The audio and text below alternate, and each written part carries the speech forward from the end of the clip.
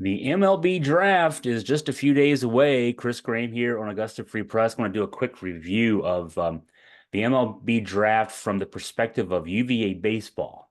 And as I poured through, gosh, everything I could pour through, Baseball America, D1Baseball.com, ESPN, The Athletic, MLB.com, identified 13 guys, either current guys, guys who played on the 2024 roster that went to the College World Series this year with UVA, or the 8 guys who are high school recruits, high school commits for Bron O'Connor, who are among the top 250 prospects. And so the next few days, that's a 3-day draft starting on Sunday, first round on Sunday, and then we'll get the middle rounds on Monday and the finale of the 20-round draft on Tuesday. Bron O'Connor and UVA fans will all be looking real close at especially those high school recruits, because the 5 guys on from the 2024 roster are going to go, and they're going to go to the point where the signing bonus money is not going to be something they turn down. Basically, starting with Griffo Farrell all the way down, you got some guys who are going to make some coin in the next few weeks when they sign their contracts and report to the short season camps, I guess. Starting with O'Farrell had spent a lot of this season as a projected second or third round pick, but as I'm researching all those websites today, it looks like he might go late first round, as high as the 26th pick, which is owned by the New York Yankees. If he does go in the first round, that'd be the second straight year UVA would have had a first round pick from its current roster. Also, last year there was a high school recruit that was a late first round pick. Kyle Teal was the player from the 2023 roster that was a first round pick, the number 14 pick with the Boston Red Sox. He's already in Double A.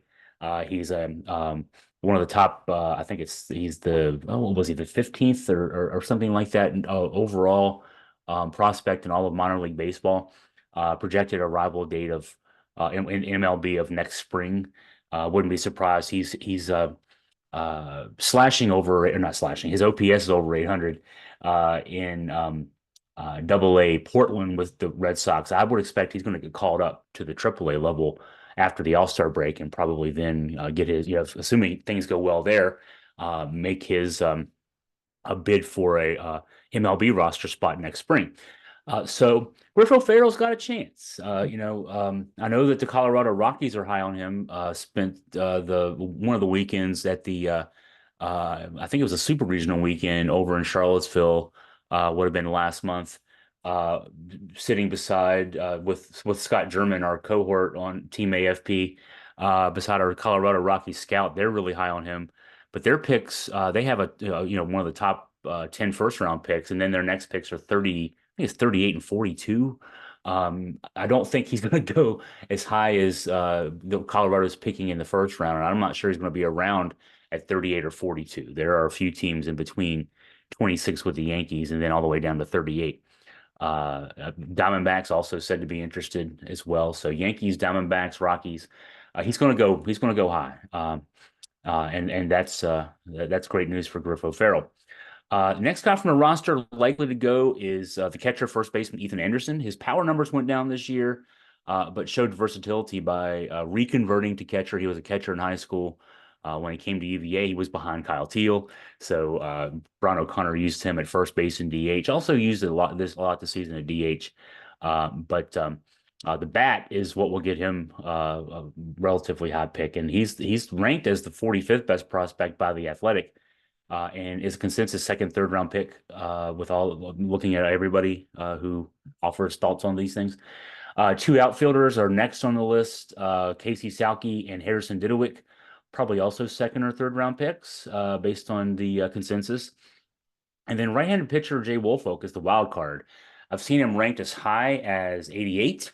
That's from D1Baseball.com. 2 of the rating services did not, or 3 of the rating services didn't even have him ranked in the top 250. MLB.com had him right at 250. So that's anywhere from third round pick to ninth or 10th round pick. I'm thinking on the higher end. I'm not sure about third, but I'm thinking third, fourth, fifth, based on just the potential, because Woolfolk struggled all season long, and then his last 2 starts, actually last 3 starts, I guess, in the regional, super regional, and World Series, his time in the World Series is limited by the tweaked knee that he suffered back in the Super Regional win. But I think he showed enough certainly in those three starts that there's going to be somebody that's going to take a fourth or fifth round rider at the latest on him. So where O'Connor is going to really have his eyes focused. I mean, he's going to be rooting for his guys, right, to get their names called and get some good signing bonus money and chances to work their way up the system. But his top five recruiting class, in fact, it was ranked fifth by Baseball America, highest rated class that O'Connor's had in quite a while. And you think about it, the guys that he's got in the big leagues. Um, this top rated this fifth rated class, top five rated class has 8 guys who are in the top 250, and that's depending on the bonus offers and the guys' interest, there could be some guys that are have planned to go to Charlottesville to play 3 years of college baseball who won't end up making their way there. Led by well, there's a couple of shortstops, but the first shortstop is Kalen Bonnemer. ESPN has him ranked 40th. I've seen anywhere from 40 to 70 in his rankings.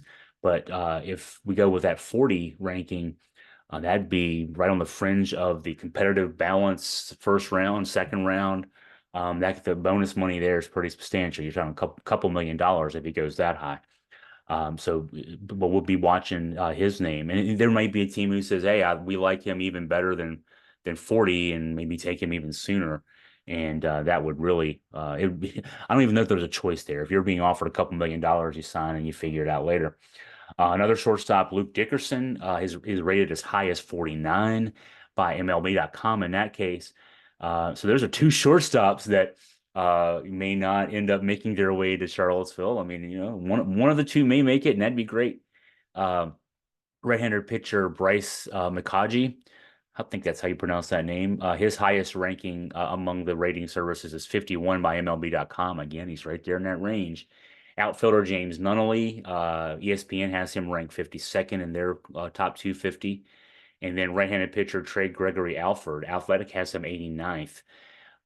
That would be third round territory, still decent money, probably under, the bonus slot would be right under $1 million if he would go to that to that spot, and the team would, you know, go use the slot as their guide. But you're still talking, that's still potentially life-changing money there. So three other incoming recruits are more fourth or fifth round picks, and this is where it gets to, guys who are projected fourth or fifth round picks, who are college guys committed to a program like Virginia, may end up sliding in the draft just because teams say, I don't want to waste a fourth or fifth round pick on a guy who probably isn't going to sign for that bonus money. And so they may end up falling later in the draft. Teams could still, to use a 15th round pick, for example, just picking a number out of the air, on a guy like Tomas Valencius, a left-handed pitcher, another left-handed pitcher, William Kirk. They're both ranked just outside the top 100. Third baseman Aiden Harris, MLB.com has him 168th. You could pick a guy like that in a later round and then still offer bonus money commensurate to a third or fourth or fifth round pick and try to lure them to college that way. You have the flexibility to do that. But so those are all names that we'll be looking for. In addition to the 2024 guys who played in a couple of College World Series, there's 8 guys that, selfishly, we like to see all 8 help UVA get to another World Series or two in the next couple of years. But likely there's going to be at least a couple of those names there that I read that are probably not going to matriculate on ground. So, but we'll have updates on that certainly throughout the draft, and then analysis of the impact on UVA's baseball roster for 2025 shortly after the draft. So in the meantime, if you have any questions for me, any suggestions, any tips, anything else, ideas for future stories, podcast, videos, anything of that nature, please feel free to email me at chris@augustafreepress.com.